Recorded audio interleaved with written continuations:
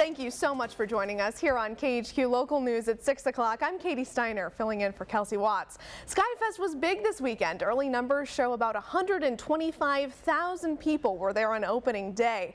As for today, big numbers are expected as well. KHQ Local News reporter Lindsay Nadrich joins us live right now from Fairchild Air Force Base, and she has a very special guest with her to talk with us about the numbers. Lindsay? Right now we have 2 crime tracker alerts out of Spokane. Police spotted a suspicious vehicle in Manitou Park at about 11:30 late last night. When officers went up to that car, 3 juveniles were inside and the car smelled like marijuana. Police asked the driver a couple of questions, but then he took off in the car, almost hitting that officer. Now he missed the officer, but ended up hitting a tree after a short car chase. And that's when the kids ditched the car and ran on foot.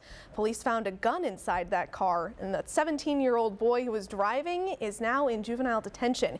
He's also a convicted felon, so he's charged with second-degree possession of a firearm. Police took 2 young girls into custody as well. Spokane police need your help tracking down the person who fired off a gun outside of a bar called Swax in Spokane around 1 this morning. Police say somebody fired 3 to 4 shots from a maroon SUV and then left. Now, we don't have a suspect description and witnesses didn't really know anything else. But if you have any information, please call Crime Check at 456-2233. Now, the family of the U.S. Army surgeon, Bo Bergdahl, spoke out again today. And as you can imagine, they're thankful that their son is finally coming home after 5 years of captivity. The search continues for 6 missing climbers on Mount Rainier, but many think that they are most likely dead. The last time anybody actually heard from the climbers was on Wednesday. They were reported missing on Friday. Rescue teams have been searching this mountain by land and by sky this weekend, and they did find climbing gear at the bottom of a very steep cliff. Strange sight on the west side, a man with a shopping cart full of meat walking down the street late at night. A police officer thought just something wasn't right. Look at all this meat. The meat thief told police he was taking it over to a friend's house, but what he didn't mention was he didn't pay for it. Workers at a grocery store said that $263 worth of meat was taken. Turns out the man didn't get to enjoy that stolen meat after all. They had to throw it away, and that man was arrested. Just released, the number of fire fatalities in Washington state went down last year. The Office of the State Fire Marshal says that 54 people died in fires in 2013. The number of fire deaths in the state has been going down since 2011. Officials say that 91% of last year's fatalities were in homes, and being prepared for a fire emergency can save lives. Now, switching gears here, there's a beautiful cat at the Kootenai Humane Society looking for a loving forever home.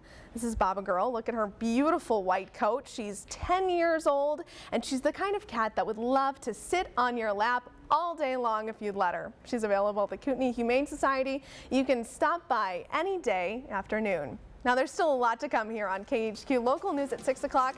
Be careful what you take with you at a state park in Utah. You might be cursed with bad luck if you leave, if you believe in that kind of thing.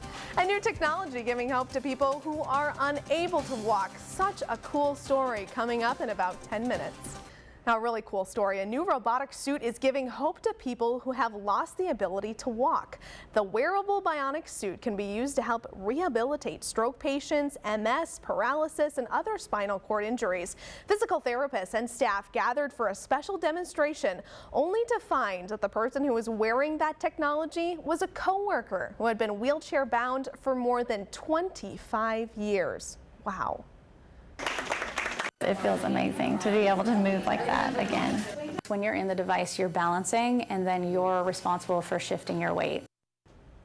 Now, the robot is used in about 60 places around the world, and it costs $75,000 to $150,000. That is so cool to see that. Now, John Collette has all of your sports highlights coming up live from the SWX studios right after the break. We'll see you then.